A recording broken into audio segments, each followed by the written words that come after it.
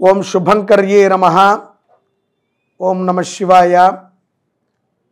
2024 సంక్రాంతి పురుషుడి యొక్క లక్షణాలు, ఆ పురుషుడు చేసేటువంటి లోక ప్రయోజనాలని మనం విందాం.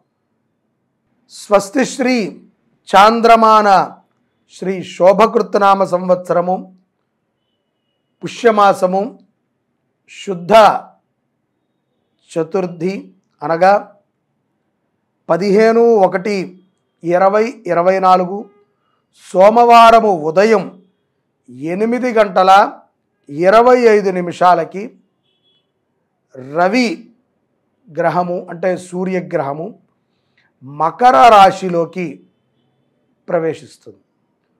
శుక్లపక్షము ప్రజలకు వ్యాధి పీడితం కాబట్టే మనము వింటున్నాము. గత కొంతకాలం నుంచి మరి అనేక రోగాలు పెరుగుతూ వచ్చాయి.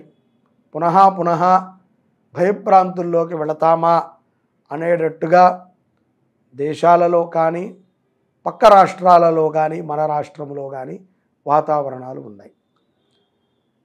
ఈ యొక్క ప్రజలకి వ్యాధి పీడితము, అలాగే రాజుల మధ్య యుద్ధము.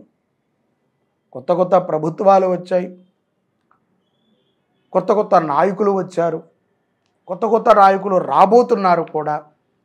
వారు ఎంతకాలము ఉంటారు, ఎవరెవరు కొట్టుకుంటారు, ఎలా కొట్టుకుని మనం కష్టపడినటువంటి సంపాదనని ధ్వంసం చేస్తారో చూద్దాం. తద్వారా మన బుద్ధి వికసించుకుని సత్పురుషులని, సన్మార్గములో ఉండేటువంటి వారిని మనము ఎంచుకుంటానికి మరొకసారి ప్రయత్నము చేద్దాం. చవితి తిథి, ఈ యొక్క చవితి తిథి ప్రభావము దుఃఖాన్ని మిగులుస్తుంది.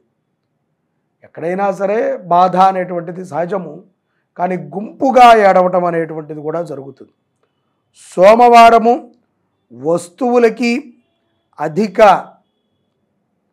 వ్యయాలు పెరుగుతూ ఉంటాయి. కొన్ని వస్తువులు 10 రూపాయలకు దొరికేది 1000 రూపాయలకు దొరికినా ఆశ్చర్యపోవక్కర్లేదు.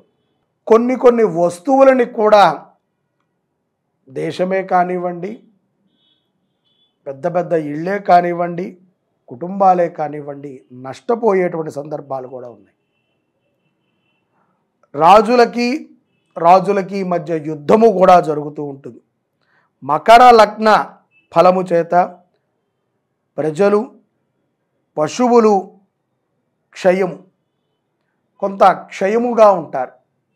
ప్రజలు అసంతృప్తే, పశువులు సహజంగానే అవి కావాల్సిన జీవితాన్ని కనిపించట్లేదు. వాటిని బంధించి మనము పోషిస్తున్నాము అనుకుంటున్నాం, రక్షిస్తున్నాము అనుకుంటున్నాం. కాబట్టి ప్రజలు కూడా కొంచెం అసంతృప్తిగా ఉంటారు. ధనము నష్టము విపరీతముగా ఉండవచ్చు. అందరికీ కూడా అది జాతకమురీత్యా అని కాదు, ఆ యొక్క మకరలోకి ప్రవేశించేటువంటి మకర పురుషుడి లక్షణాలు వచ్చే సంక్రాంతి వరకు కూడా ఈ ప్రమాదాలన్నీ కూడా మనకు జరుగుతూ ఉంటాయి. అలాగే వాతావరణముల్లో కూడా చాలా మార్పు వస్తుంది. గాలిలో మార్పుని గుర్తిస్తారు. కొన్ని ప్రాంతాలైతే తుడుచుకు పెట్టుకుని కూడా పోతాయి. క్షేత్రములు నీటి జలమయం అవటము కూడా మనం చూడవచ్చు.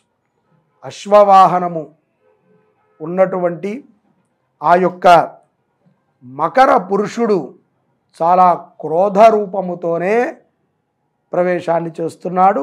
ఈ 2023 దాటి మనం 24లోకి వచ్చాం.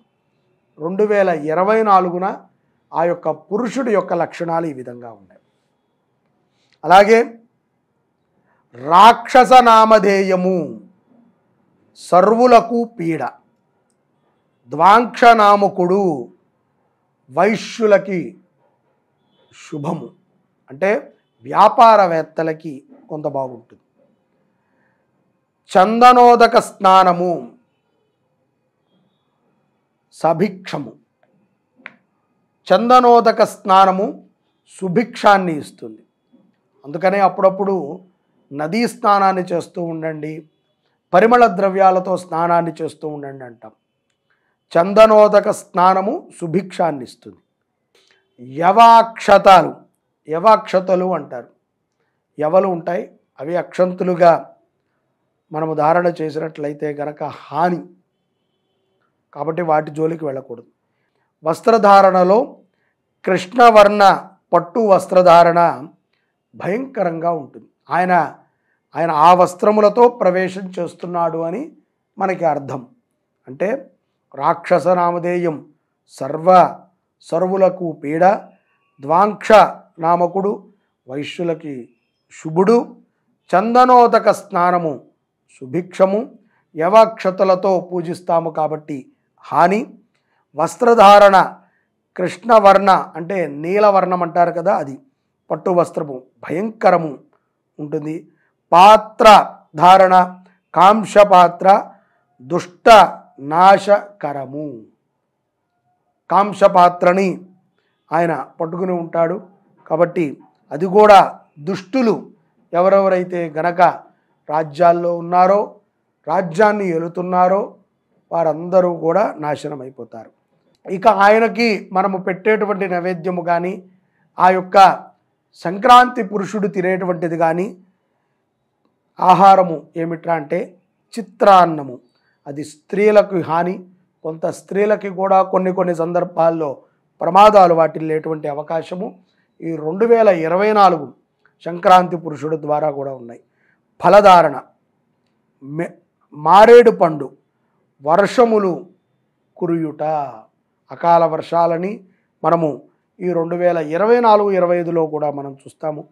చిత్ర ధారణ జీర్ణ వస్త్రములు ఉన్న గొడుగు శుభకరణం.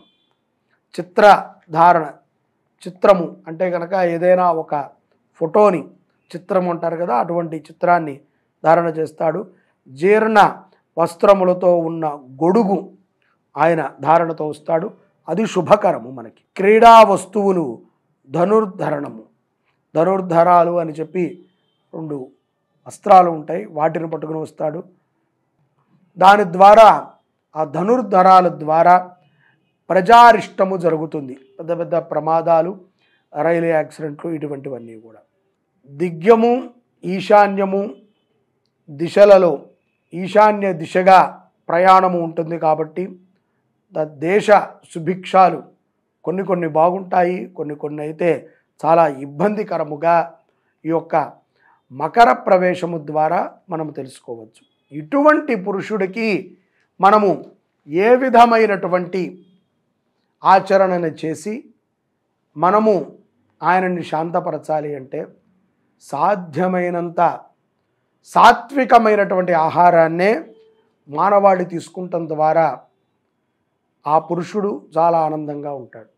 ఈ మధ్యన అందరికీ కూడా పండగము లేదు, పబ్బము లేదు, శుభము లేదు, అశుభము లేదు, విపరీతమైనటువంటి మాంసాహార భోజనము, క్రోధమైనటువంటి ఆలోచనలు మానవాళికి పెరిగిపోవటము జరుగుతున్నాయి. మనలో మార్పు రావాలి, తద్వారా ఎటువంటి కష్టాన్ని వచ్చినా మనం ఎదుర్కోగలుగుతాం. సంక్రాంతి పురుషుడి లక్షణాలని మనం విన్నాక మనలో జరుచుకోవాల్సిన మార్పు ఏమిట్రా అంటే పూర్తిగా మాంసాహారాన్ని మానివేయటం, సాత్వికమైనటువంటి బుద్ధితో మనం ఉండటము, నిత్యము కూడా పర్యావరణాన్ని రక్షించే విధంగా చెట్లను నాటటము, అనవసరముగా ఏదో ఒక వ్యక్తి కోసమో ఒక కుటుంబం కోసమో నాయకత్వాన్ని ఇవ్వకుండా మంచివారికి నాయకత్వాన్ని ఇస్తూ దేశాన్ని, రాష్ట్రాన్ని రక్షించుకునేటువంటి ప్రయత్నం, మనకి వచ్చినప్పుడు ఆ అవకాశాన్ని సద్వినియోగపరుచుకోవడం. అహంకారముతో లబ్ధి కోసము ఇతరులకి భజన చేయకుండా స్వలాభాన్ని పక్కన పెట్టి దేశ సంక్షేమము, గ్రామ సంక్షేమము, ఊరు సంక్షేమాన్ని కోరుతూ జీవనాన్ని గడిపినట్లయితే ఆ పురుషుడు కొంచెం శాంతించి మనని అనుగ్రహిస్తాడు. తద్వారా సంక్రాంతి పురుషుడి యొక్క లక్షణాల్లో ఉన్నటువంటి కొన్ని క్రోధమైనటువంటి వాటి నుంచి మనం తప్పించుకోవచ్చు.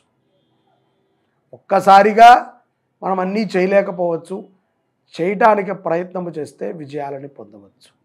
సర్వే జనాః సుఖినో భవంతు. శ్రీ శుభంకర్యై నమః.